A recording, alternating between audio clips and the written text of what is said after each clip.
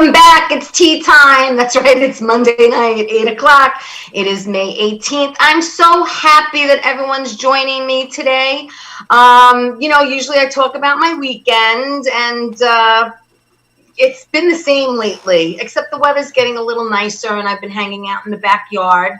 Actually, I know I don't usually leave the house, only to go food shopping, but we needed some stuff for the backyard. So we went to Lowe's, and I said, let's get there 6 o'clock when they open. And of course, we got there like around 11 o'clock. The line was around the corner. So we came home, and we went back the next day, 6 o'clock.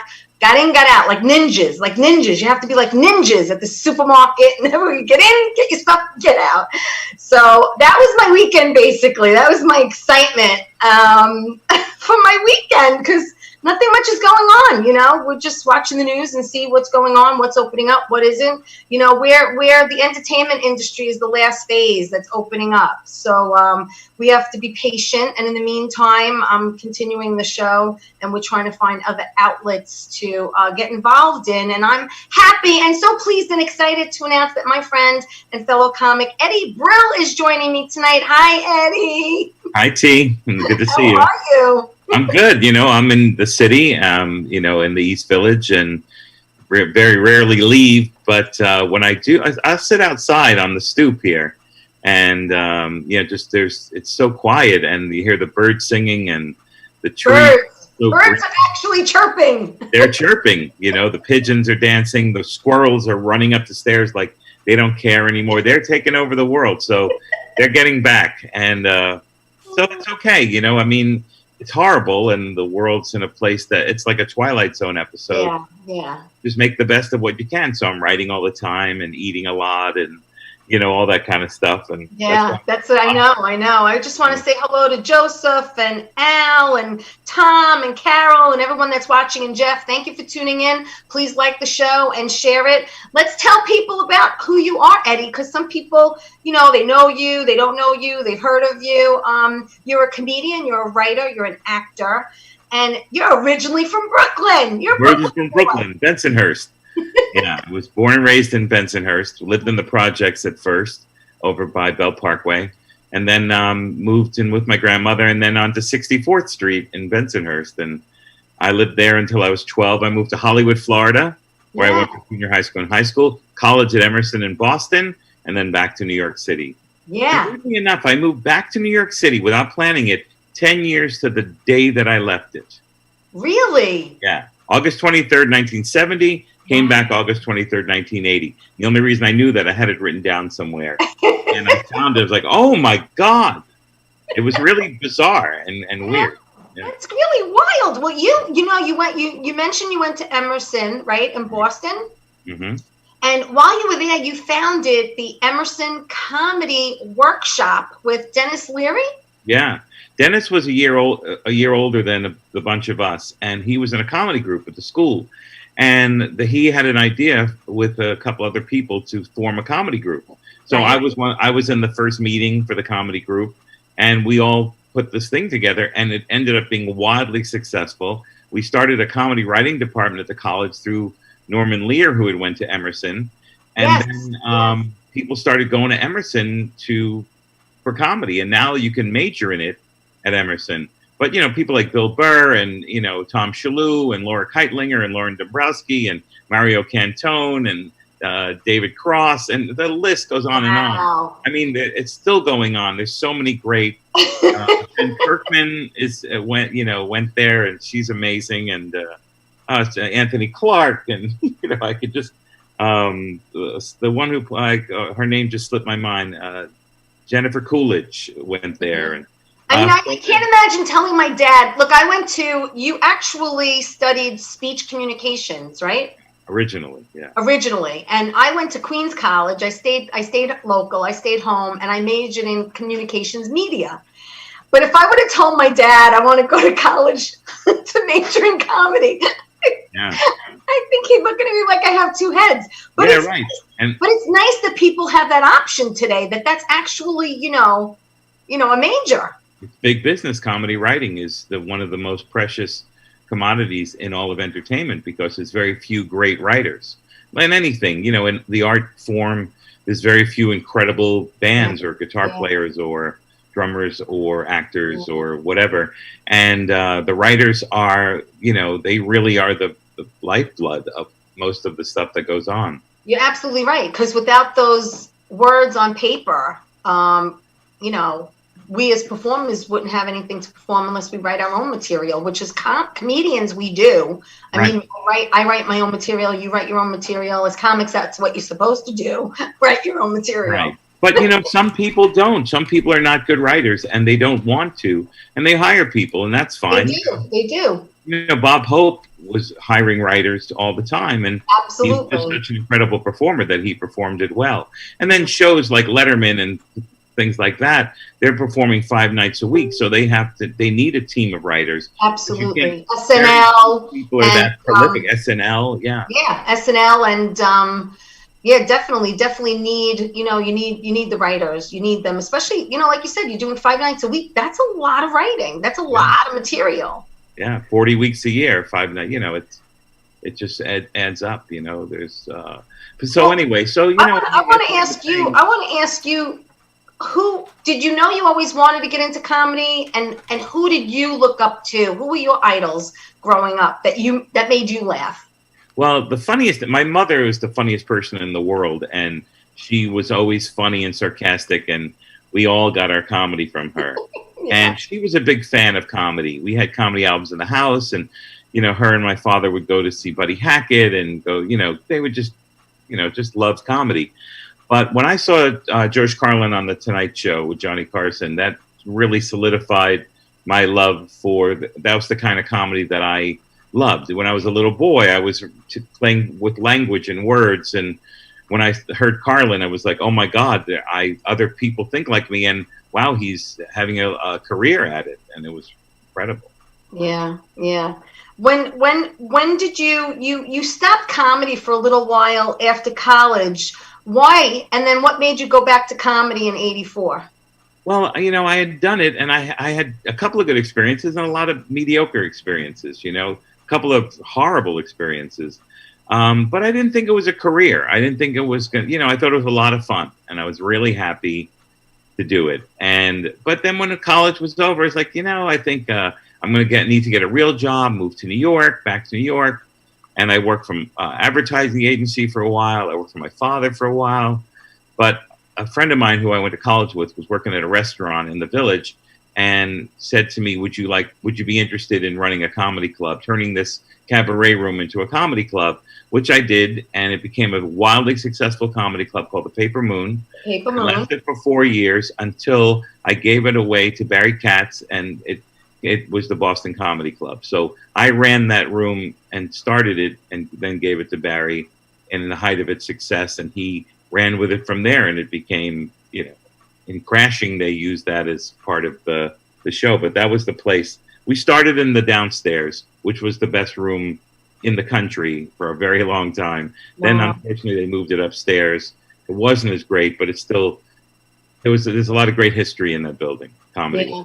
I'm sure. And you went on to do stand-up all over. Actually, you and I worked together. I think you definitely were at Caroline. I was at Caroline's with you because I have that on videotape. I know, I saw that. And I think actually Comic Strip, maybe, I don't know. There was so many clubs back then in the early '90s, and it was like you made your rounds and you try to hit as many as you can, and back then. I could say we, because I could put you in that category, but we were a lot younger, and we were out every night of the week. It was every night. On Saturday, I do 7 shows. One Saturday, I looked it up, and I had done 7 shows at 7 different clubs. Wow. In one night, Comic Strip, Stand Up New York, Gotham, Caroline's, The Cellar, Green Street, Boston Comedy Club. Incredible. And you did this comedy, you did comedy, and you're still doing comedy. You actually taught, you taught classes, you taught comedy, you had well, I didn't really teach comedy. I don't think you can teach comedy. What I did was I ran workshops. Right. And as comics, it's good to have someone to be eyes and ears and to put yourself in an honest place where people can be honest with you so they can give you feedback. So you can either take the feedback as on its word, or say, oh, it's how interesting I'm perceived that way. So it's a very good tool, but I can't say I teach comedy. I mean, right. You just have it or you don't. And you moved to LA. Didn't you live in California back in '87? Yeah, in '86 I did Star Search, and I auditioned at the Store and at the Improv, and they both accepted me, but the Store said you can come back anytime, and the Improv said you have to live here in order to work here. So I chose the Store, and it turned out to be a great move. Mitzi Shore was very good to me. She put me up in the house behind the Comedy Store, and the Comedy Store was my living room. Wow. So I was there every night, going on stage pretty much every night, and watching the greatest comics like Pryor and Roseanne and all the people who were popular in that era going on. Kinnison, Robert Schimmel, on and on and on.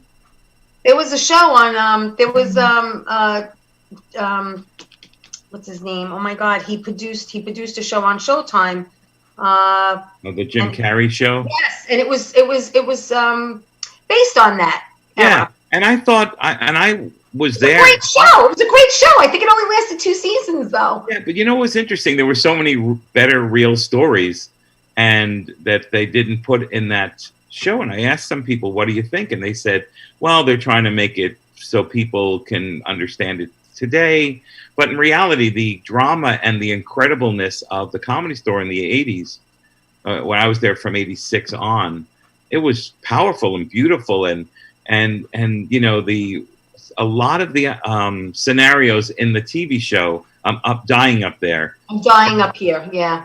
Like there was a person who was just talking about blowjobs, and the woman who played the sort of Mitzi Shore part was like so happy and was ready to put her up for the Tonight Show, which would never happen. It's network television. Tonight Show. The Tonight Show was edgy and smart.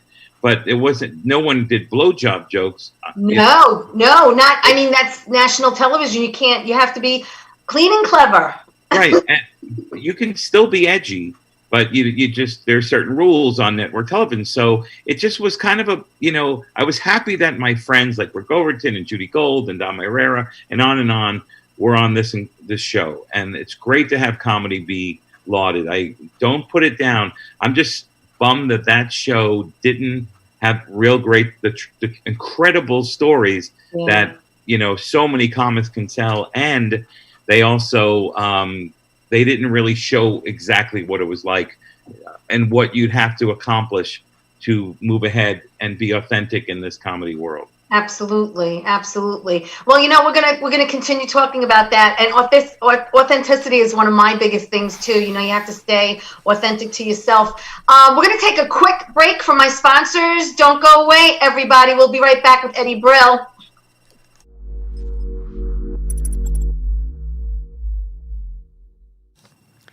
Today's show is brought to you in part by Tavolo Kitchen and Pizza, located at 1919 Wantaw Avenue in Wantaw. Hey, there's something for every night of the week. Tuesdays, pasta night. Wine Wednesdays. Friday, live music from 7 to 10. Sunday, brunch. So check them out at 516-308-4892 or www.tavolokitchen.com. They're also on Instagram. They do catering and private parties. So where do you want to go tonight? Are you bored? Oh my God!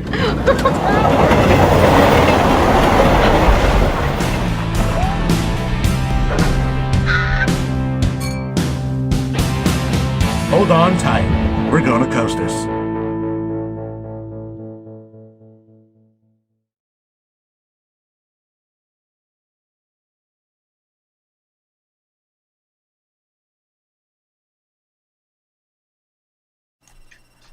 Hey everybody, it's tea time. I'm Theresa Farrell, and you're joining me tonight, and I have the fabulous, wonderful, funny, my friend and fellow comic, Eddie Brill is with me in the house. And I'm Eddie, glad I finally got to do it. I know, listen, I invite a lot of people on my show, and I was, I'm on Long Island. Eddie's in the city. It's a little pain in the behind to get to Long Island. Believe me, I get it. And you know what? Life's all about timing, Eddie. And this was Here we are. I want to say hi to Susan and Marianne Mazzano from the Italian Chicks, and Brian, and everybody tuning in, watching. Nancy, Leanne, Joey Cola. Yay, Joey. Cola. Joey looks more like my father than I look like my father. He really does. Did you hear that, Joey? My father was 5'5", had the same spirit of Joey. I mean, Joey knows how much I love him. Him and I done warm up on a million shows, and one time somebody pushed him and he got hurt on the going to Long Island Railroad, and he called me and said, "Can you take over for me at Rosie for a couple of days?" So I had to get approval from the Letterman show. So I did the warm up during the day at Rosie, and then at Letterman at night. And then I realized that Joey was getting paid so handsomely at Rosie, and my pay was kind of shit compared. So thanks to Joey and getting me that gig, I went into the producer. I go, "Why is a daytime warm up getting more than I'm getting?" And they go, and then they so, love you, Joey. Love you, Joey. I love Joey too. He's great. Joey knows. Joey knows. Joey's great. He's the best. Oh, he's sending us hearts. A lot of hearts. Thank you, Joey. He really does look like my father. I mean, there are pictures. It's like I look like my father, but not as much as Joey does. That is so, really brothers. That is so funny. But we were talking about authenticity before the break. And really quickly, Tavolo and Coasters are doing pickups and deliveries. Okay, just want everyone to know, support your local restaurants and they come to New York, small businesses. So Eddie is a comedian, he's a writer, and he's an actor, and been doing this a long time, and we worked together back in the early 90s. We touched upon that, about being authentic, you know, and I tell you, that's my biggest thing, is to be authentic, be you, do you. And that's what I tell a lot of comics that are up and coming also. I help out with an open mic out here on Long Island, and there are times where I've gone up to comics that are just starting out, and I'm saying, try this or try that, or I'll give them like a little, little things to go by. And most of them take it, some of them don't. But the number one thing I tell them is, do you and be authentic to yourself. That's the best advice. There are comics who are characters, like, Gilbert Gottfried and Richard Lewis and, Maria Bamford, and they're all brilliant. All three of them are incredible comics, and they do this character. But the basis of that character comes from the truth, comes from honesty, comes from reality. Now, but most comics don't. They're just being their most authentic self. In life, we have all this crap piled on us: lies, religion, politics, advertising, telling us we're pieces of shit, and we walk around with that all day long, thinking we're this other person that society wants us to be. Right. The comic gets rid of all of the bullshit. And it's like the statue of David that Michelangelo made. They asked him, "How did you make that Michelangelo, how did you make David out of that block of marble?" He said, "I just chipped away at the pieces that weren't him." So as a comic, we chip away at all the bullshit that we've been fed and that we're still fed every day. Get rid of that bullshit and just be left with our most vulnerable, authentic self. You bring that. Everyone can relate, whether they agree or not, and your emotion and your vulnerability shows a strength. Right. And I think you're more relatable that way. I think you're more relatable. I think people, I've had people come up to me, and I'm sure you have too, where you tell a joke and it brings them back to a time in their childhood or in their memory. Right. Or an emotion about whether it be telling the truth or lying or making a mistake or, running away from something that you shouldn't, whatever that is, we can all relate to different parts or relate through other people. Right. And I think that's where it touches your most authentic self. Well, you have a pet peeve that you don't like when comics come out and ask the audience how they are. I don't like pandering. And I got that from working in England. The comics in England are amazing, and it's an amazing comedy scene, and it's like that all over Europe. And I realize how much American comics pander. Give yourselves a round of applause for coming out tonight. And then if you take that sentence, Why would they applaud themselves for coming out? They've gone out many times before without having to applaud themselves for it. But what really the comedian is doing is trying to get the audience to applaud and get the energy going, instead of doing it from the most authentic self and being funny, being charming, being welcoming, being dark, being whatever who they are, Right. and getting the laughs and the applause that way. Hey, let's hear it for the troops. Well, fuck you. You know, what are you saying? You're getting an applause off of the backs of servicemen and women who gave up their lives because you're some shit comic who can't, you know, come up with something original. Yeah, come out, really, seriously, come out and say something original. Right. Really. I think seeing it in England and realizing that we, you know, like my first line ever in London was, "It's great to be here in London." And guy yells out, it's an audition for the biggest comedy club in the world, the Comedy Store in London. And I go, "It's great to be here in London." The guy yells out, "Bullshit." Because he knew that I was one of those typical Americans who was great to be here in London. And I just luckily came back with, "You're right. It's a shithole and it smells like piss." And the crowd cheered, and they said, "Okay, this guy's telling the truth." And luckily the set went well. But that's European comics. I'm sorry. The last thing I want to say is we need our intros in America, and the audiences are used to it. This next comic's been on this show, In Europe, they don't do that because they think if you're funny, you're going to get laughs. There's a lot of TV shows where a lot of shitty comics get on those shows. It doesn't mean you're a great comic because you're on that show, but you're a great comic if you get the audience right now to laugh at what you do. Right, exactly. It's to throw out that line, let them bite, and hold on to them.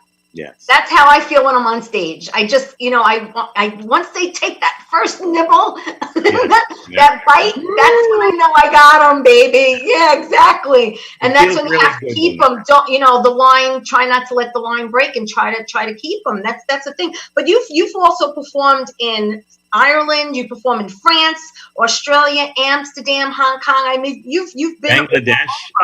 I performed 2 nights in Bangladesh, which was amazing. A country of 44 million people. I was the only comedian on stage at that time. What type of material do you do in Bangladesh? I'm curious. Same material. They're incredible.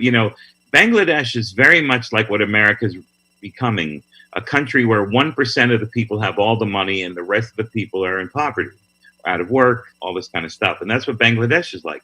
The 1% have traveled all over the world, speak English, do business in the United States and in London. So they weren't bad people. They were just wealthy people who had the perks that the rest of the country didn't have. And they hired me to come work there. And they were phenomenal crowds. They were smart. They were great. I was worried about if I talked about religion or I talked about, anything that was controversial, it's quote unquote controversial, that it wouldn't go well, but it was phenomenal. I was worried if I was going to be able to do 45 minutes. I did an hour and a half each night. Wow. And and I'm still friends with a lot of the people I met. And this was like 6-7 years ago, 5 years ago. That's awesome. Yeah. You were also a humor consultant for Reader's Digest. Tell me about that. Well, I was going to be a judge for this joke competition at Caroline's one night that Reader's Digest was putting on. Jeff Ross was going to host it. Jeff Ross is like a little old man, and he broke his hip at that time. And of course, it's so perfect because he gets an old man injury. He's the roasting guy. He's like this old man. The roast master. He breaks his hip and he can't host the show, so they have me host it. And I look at the setup and I tell them, I go, look, the way it's set up, it's not going to work. Trust me. Let me reset up the show for you. And if it works, here's the deal. You pay me if it works. If it doesn't work, the show's on me. Right. And they went, wow, okay. Yeah. Run it, and it ran beautifully. I needed another comedian to be on the show, and I got Jim David, who's hilarious, to be on it. Yes. And I think Lonnie Love was on it, and somebody else. It was, but anyway, so we did the show. And then they made me their guy to help them put these St. Jude's Reader's Digest shows together. So then I became a consultant for the magazine because once a year they have a comedy humor issue, and I would always tell them who were the up and coming comics. At the time it was like Corey Kahaney and Nick Griffin and a lot of the people when they were kind of starting out. I was letting the Reader's Digest audiences know to look out for, these young up and comers. So I worked for them for a long time. Then they kind of ran out of money, but it lasted for a good long time, and I loved the people there. You're also the creative director of the Great American Comedy Festival in Norfolk, Nebraska, which honors Johnny Carson. That's the proudest thing I've ever done in my life. I was the architect of this. People in Nebraska loved their Johnny Carson, who wasn't born in Norfolk, but he grew up in Norfolk. Right. And this town loved Johnny, and they worshipped him, and for a good reason. He was a great guy. He was great to their town. And they wanted to do a comedy festival in honor of Johnny, like an amateur comedy contest where they'd invite 60 people to come on their own to do things, and they'd win a trophy. And I said, and they called me to help them, and I said, let me turn this into a real comedy festival. So they said, okay. And I turned it into one of the greatest. I'm the most proudest thing I've ever done in my life. Oh, is create this festival. I brought the greatest comics in the world. Both, like 90% of the people I brought that were up and comers have all gone on to major success. And I brought in people like Paula Poundstone and Robert Klein and Martin Short and Cloris Leachman and I brought all these celebrities. It was just incredible, and I did it for 10 years. There. And then weirdly enough, they had a meeting and they said, we're going to do this on our own. We appreciate what you've done, but you're out. And I was like, wow. What? I was getting paid handsomely. After 10 years? And I started the thing. There's no loyalty anymore? Come on. People are bad. You think you go to a small town and people would be thankful and loving. I had Fred Willard there, who just passed yesterday. I know. I got to Fred. I knew, and I asked him to be there, and Ed Asner, and on and on and on. It was Stephen Wright, and just incredible comics coming through. And they didn't tell anyone that they pushed me out. Wow. And they saved money. They saved money because I was getting paid handsomely for it. Right. I think they cared more about the money.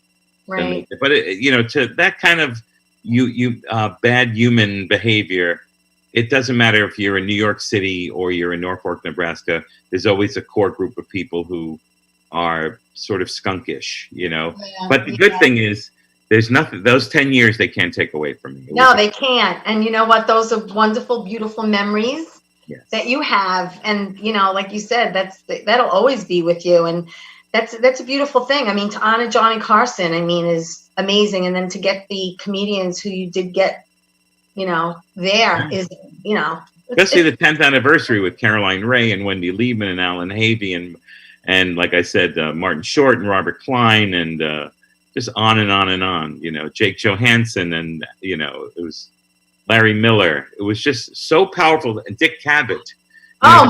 These people in this small town, celebrating Johnny, who was great to all of us comedians.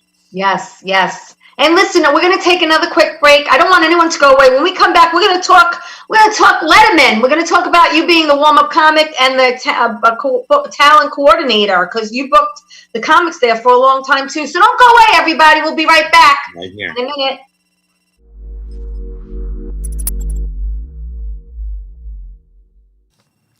Today's show is brought to you in part by Tavolo Kitchen and Pizza, located at 1919 Wantagh Avenue in Wantagh. Hey, there's something for every night of the week. Tuesdays, pasta night. Wine Wednesdays. Friday, live music from 7 to 10. Sunday, brunch.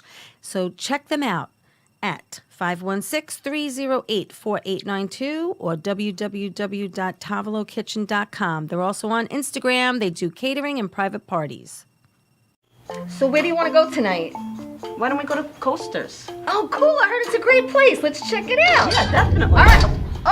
Oh my God.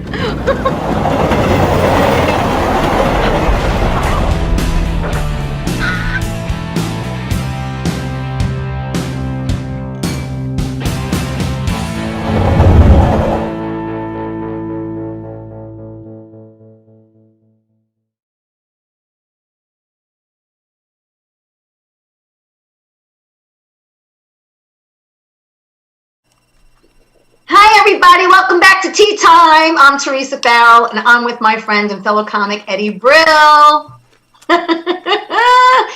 Eddie is a comedian. He's a writer. He's an actor who's had many wonderful years in this crazy industry we call entertainment.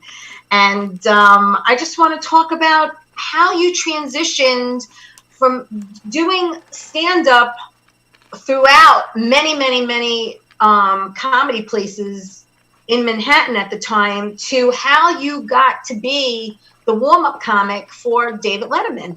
Yeah, well, I love stand-up the most of all the things I do. I still do it.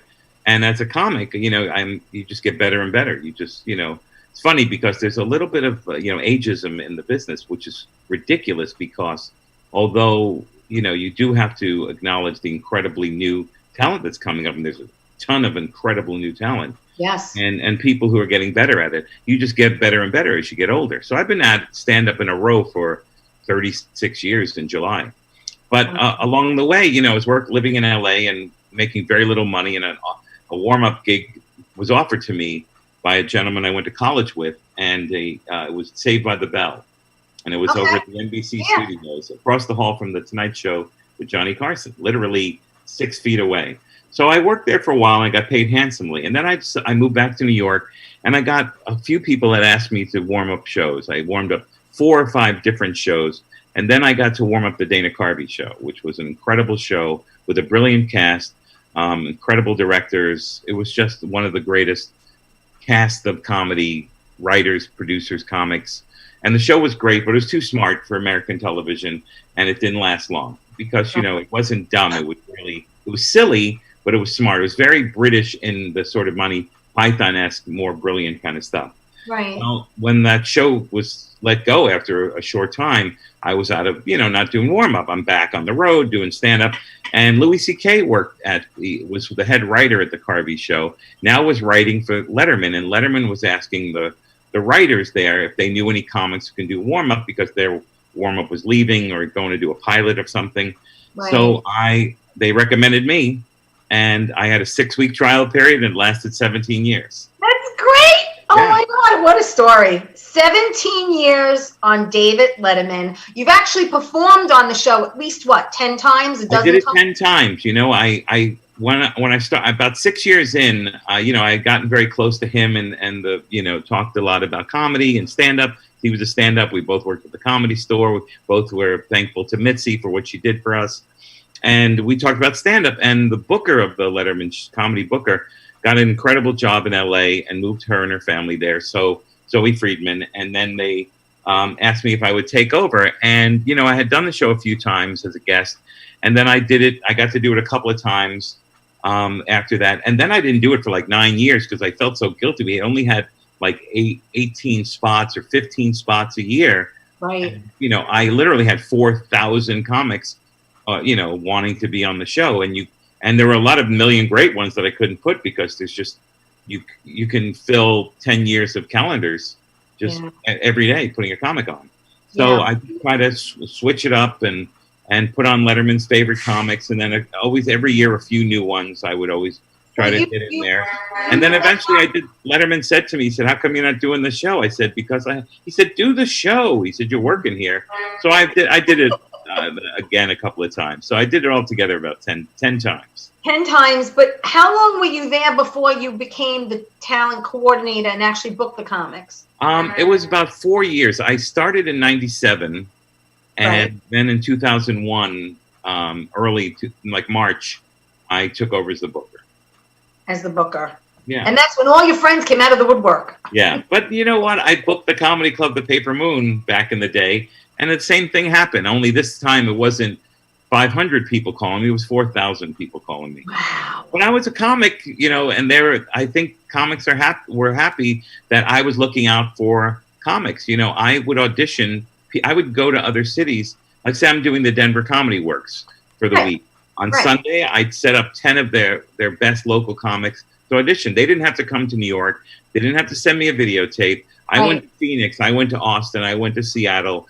I went to, the small towns, the big towns, and I auditioned everyone who was in earshot of a comedy club. Mm-hmm. So I auditioned a lot of people. And at the end of each audition, I met with every comic and gave them the notes that I took so they can either learn from it or be angry with it or whatever they decide to. Yeah. Yeah. Because that's what I would have wanted as a comedian. Now, you met a ton of people from, 17 years on, doing Letterman. I mean, you met everybody who put their asses in those seats. Almost everybody. Some people came in, they were nervous, they did the show and left. Some people were running in and out. But I got to meet Sophia Loren, who was my favorite. I have her autograph up there on the wall. I love her. She was, when all the boys of my age had the Farrah Fawcett nipples bathing suit poster, my poster was Sophia Loren. Oh, that's sweet.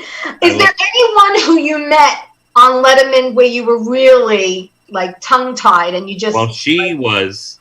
I met Elvis Costello, who's my favorite, when he was on Conan, and I couldn't talk. I sat next to Burt Bacharach. That was pretty special for me. Wow. I met Jimmy Webb. There's a lot of people I met that maybe not the most popular, but like I met Rickles there, and we became close because of that. And I knew Dick Cavett, and he gave me a tour of the studio when it was, explained where Ed Sullivan stood and where it was when it was the Ed Sullivan Show. Mm-hmm. I met so many amazing people. Yeah. I mean, did you pinch yourself every day when you were there? Like, yes. I never took it for granted. I knew to be on that stage in that theater and working for that incredible man, Letterman, that I was the luckiest son of a bitch you could ever meet. And was it really, really cold in the studio? Because I never had the privilege of even being in the, in the audience, but I heard it was kept cold. Because it's the smartest thing in a comedy room is to keep the temperature cold so people are sharp. If you ever go to a comedy club and they're turning the heat on and they're giving you popcorn with salt, they're selling a shitload of drinks. Financially, they're doing well, but the shows suck because the audience is burr. Now, what happened was Dave had gotten shingles at one point, and when he came back, the temperature was a little, it wasn't as cold. Still cold, but it was a little less cold in there, or at least it appeared that way. I have to. Marianne wants to know if you're single. I am, but where are we gonna go? I met some really nice people along the way here, and okay, just if you have any questions, just put them on here, and we'll try to get to them. You can do that. Hi, Marianne. I'm turning a little red. This is quarantine. Yeah, this is safe sex. This is what this is. Yeah, I was writing that the other day. I said, I haven't pleasured myself in a few days. Was it something I said? And then someone wrote, "It's not you, it's you." That's great. That's great. So, listen, you were David Letterman for 17 years. I mean, a dream job, and meeting. Well, Marianne's laughing, by the way. Meeting, so many wonderful people. Is there anyone that maybe you went to for any kind of advice before you took the job there? No, because I had done warm up before. I was nervous, of course, at the beginning because you want one of your heroes to respect you and like you.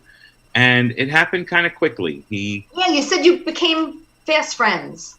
Yeah, well, we hung out a few times after shows, but he didn't mostly hang out after shows. But I was lucky enough to go to hockey games with him, to have dinners with him. Yeah. Early on, there was an anniversary show, and I got to sit at I was invited. I was, all the writers were there. So I didn't know any of the writers, and I sat in the little corner by myself waiting. And then all of a sudden, Dave came in late and sat next to me. So the whole dinner, I'm just sitting with Dave, and we're having a conversation. We're talking about the Comedy Store in LA and Mitzi and all this. And it really got us close. And it opened the door for me to come to the desk in every commercial break. And then for most of the time I was there, I was at the desk hanging out. It was ridiculous. I mean, just saying it out loud. I'm like, it's crazy. It was amazing. And every once in a while, I look down at him and I go, "That's fucking David Letterman." I had to stop myself because I couldn't believe it. I miss the show. I do. I have to be honest. I miss the show. I miss seeing him. I loved the show. I watched it all the time. Do you guys keep in touch at all or touch base with each other? I really haven't heard from him at all. There was a party that they had sort of at the Friars Club for all of the staffs of all. It was about 5 years ago, and we all went, and it was kind of fun. And I got to meet some of the great writers from the NBC days and all this kind of stuff. But I still hang out with the guys from the band and Felicia from the band and the camera crew and the staff. And, I go over there occasionally, say hi to the CBS people that are still there. We're all really close. I just had dinner with the director recently. I was in Florida before this happened, and my friend who was one of the main camera guys, so we were a family. It is. Like 17 years is sometimes, longer than some marriages. So yes, yeah. Most. Absolutely. And so we're all very close. But Dave, he's doing this new show, which is amazing on Showtime. On Netflix. And it's called My Next Guest Needs No Introduction or whatever it's called. And he's brilliant at it because he's a great interviewer. But I looked at the credits at the end, and there's only one person from the old days who's there, and it's Mary, his great assistant. From there. But there's the directors, the camera crew, the lighting people, the writers, none of them are part of this new show. And after 33 years of him doing it with these people, when he went from NBC to CBS, he lost a lot of the technical crew. Yes. And they had a new technical crew. Now he has a new technical crew. So I guess, for him, it's kind of fun to do it in a different way. I'm happy for him. I'm blessed that I had his friendship in the time I did. Yeah. And, the fact that he wanted me there says everything, Yeah. Well, I want to take one last quick break and hear from our sponsors. Don't go anywhere. We're going to be right back with Eddie Brill, everybody. Stay tuned.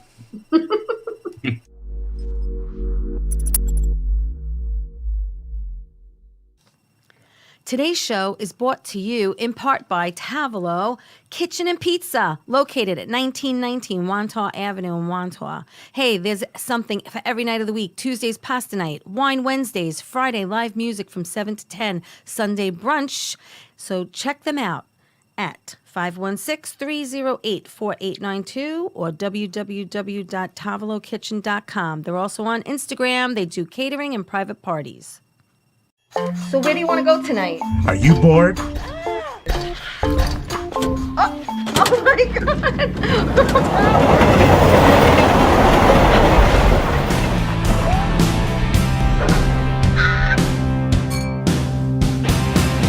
Hold on tight. We're gonna coast this.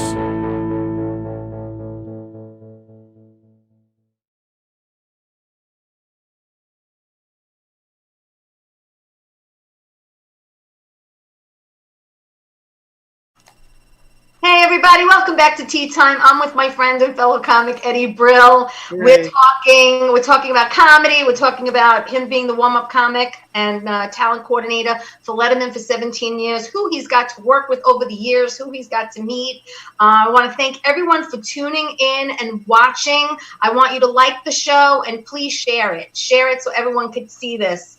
Marianne said after Carson, Letterman was the best. Very funny and brilliant. Yeah, I agree. Very few great Marianne for watching and lending your voice. So I want to talk a little bit about what you're doing now with yourself, and your son Dan is actually following your footsteps and doing comedy as well. Yeah, Dan has been doing stand-up for 11 years. He was also a great actor. He was in he didn't make the final cut, but he was in Once Upon a Time in Hollywood, and he played the lead singer of Three Dog Night, Chuck Negron. Right. And unfortunately, the scene that he was in, there were a lot of people playing other famous people like James Brown and only a couple of them ended up getting in the final scene.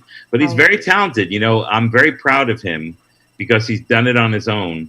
But also, my friends, like Irera calls me and says, your son is phenomenal. It's like, even Dice Clay, he took my son in because him and Dice's kids and my son were friends, and Dice paid for my son to travel with them so that his kids had my kid to play with when they were on the road. I mean, I'm very proud of my son because he's a really good person.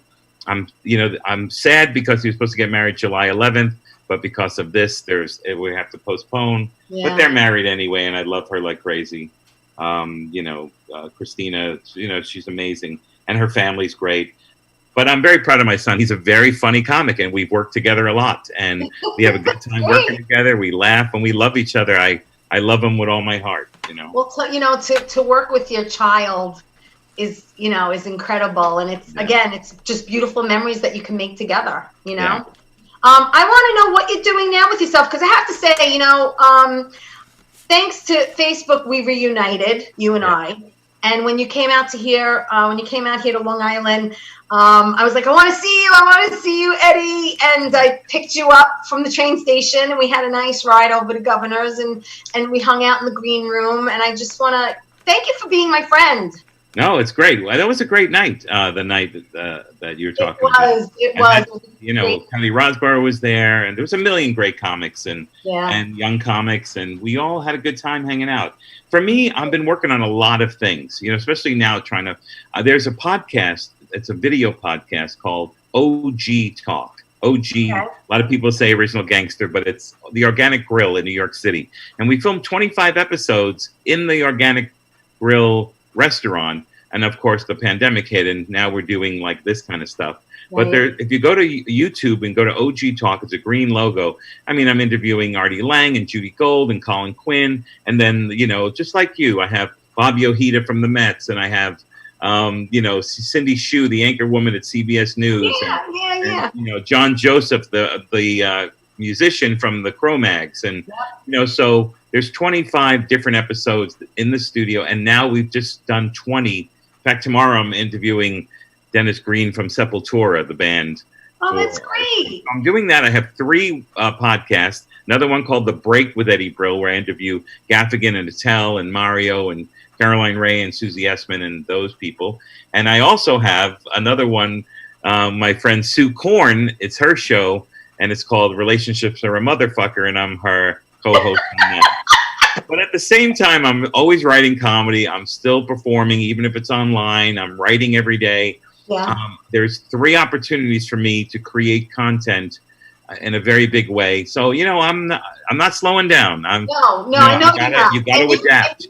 You always post the funniest, most poignant stories on Facebook, and I know that you're trying to put them all together and make a book, right? I'm just waiting for a publisher who says, okay, let's do it. Yeah. I just got an agent before the thing went down, and now it's a little slow. But hopefully there will be a publisher who wants to do it. There's self-publishing, but I don't know if I can generate that much kind of business with all the other stuff I'm doing. Right. I really need someone like a publisher who can do that for me. Yeah. Selfishly, but. Well, I can't wait to get it when it's hot off the presses, because I enjoy everything all your stories that you put on Facebook. I swear, one is more interesting than the other, and it's kind of like, and then you finish reading it, and I'm like, but I want to know more. I want to know more. So, nice. It's nice that you document everything so beautifully and with such precision. You know what I mean? I mean, you have a memory. I don't know how you have a memory like you I have a lot of books that with little notes, like, oh, I did this show and I did that show and I worked with this comic. Little notes, and also I call a lot of those people when I said, "Hey, do you remember that night the Mets were in Game 6 and we had to hold the show up because the Mets came back when that incredible comeback?" And like, "Oh yeah, and remember Don Gavin and Tony V and Dennis Leary were at Stand Up New York and they were Boston fans." And the whole story comes about because then I talked to Joey Cola and he said, "Yeah, I was at this club," and so it all comes back and it works out pretty good. And then, I've been writing now pretty steadily storytelling for 3 years. So it's like, doing workout, Well, you had a show, Professor, what was it, Professor? Oh, Professor Goodenwell. Yes. The guy I went to college with, Rob Hess, who's great. He had a network and it was only good news. So I created a character based on Mr. French from A Family Affair. Right. Hello, Jody, Buffy. Hello, and I had a big beard, and hello, I'm Professor Goodenwell, and I was helping people with famous phrases. Skeleton in the closet. How did that occur? How did that come about? And then we did the research, find out, did a video. I did a bunch of those. That was really fun. It was really fun. They were fun. They were fun to watch. I enjoyed that too. I mean, everything you do is just funny and fabulous and smart and authentic. There we go. I hope so. That's what I strive for. So how can people, we have about 4 minutes left, so I want to know how people can find you. Any comic at Instagram. I've been putting a lot of photos. It's another hobby of mine lately, is taking photography, and I put a lot of that on Instagram. And then on Facebook, I have all the stories and all that kind of stuff. I just don't have room for new people, but if you can come by, or there's a way that you can, say hi to me on Facebook on a messenger, I'll stick you in the place where you can. I don't know what kind of camera you use or what kind of cell phone you have, but you take the most amazing, it's this beautiful, damn postcard-looking pictures I've ever seen in my life. It's to me, it's a thrill. I've just, I'm so in love with this new thing in my life to take these photos and to, have fun with them. So I use the iPhone 11, and it seems to work like crazy. And and also on Twitter, which I usually put little comedy things. I don't ever get political there or whatever, because it's just evil and crazy. But Eddie_Brill over at Twitter. And so please say hello at Instagram or Twitter, or if you want to read some of the stories, come by Facebook and send me an instant message, and I'll click on you, and then you'll be able to at least read that or keep it. We've got Carla Okeson. Hey, Carla. Relationships are mofo is hilarious. Yeah. Hey, Carla. Zach Zorovich is watching. Eddie's stories are wonderful, funny, and poignant. Thank you. That's Harriet said that. So we have a lot of people who are watching, tuning in. Please like the show. Please share it. I just want to, we have about 2 minutes left. If there's anything else you want to throw out there, please do so, my friend. I want you guys to check out OG Talk and subscribe as well. Okay. That's really a pet project of ours, and it's really about being compassionate and passionate. The world is a very selfish place in a lot of ways. And, this Organic Grill is this place where people from all walks of life come in, have the time of their life, eat amazing food. And that's on YouTube. And also on every audio platform, you can hear it, but you might as well watch them. There's 25. Yeah. The Artie Lang episode, I'm so proud of, because he had just gotten out of rehab again and got his life together, started hitting the road. And we know each other so many years. And we had a really wonderful conversation. Of course, I'm proud of all of this. Cara Alwill-Leba, who's just one of the greatest authors I've met, and what they call an influencer, and she's on it. And this Tish and Smith. I actually reached out to Artie. He gave me his cell phone. We became a little, but it's hard to get him sometimes. But I did text him a couple of times. I did reach out to him. I said, listen, I'm thinking of you. My prayers are always with you. Take one day at a time. Stay strong. Want you on my show. Yeah. No, but for me, it's important to come and do these shows. If you get like I've done a few of them now, where it's just really nice to be able to get the word out there, and you have to get eyes on these kinds of shows, and it's a give and take. Like I said, I want to thank you. I want to thank you for coming on. I know we were supposed to do this a while ago, and I know it's a pain in the behind to come to Long Island. I know that you and I have a lunch date. I am still coming into the city. I know you and I were supposed to go to lunch, and it didn't happen because coordinating a day. But when this is all over, my ass is coming to the city. I love you so much, my friend. I love you too. Thank you for doing this for me. No, I want to tell everyone, thank you for tuning into Tea Time. I'll see you next week. Have a great week. Stay safe. Wash your hands. Ciao. Adios.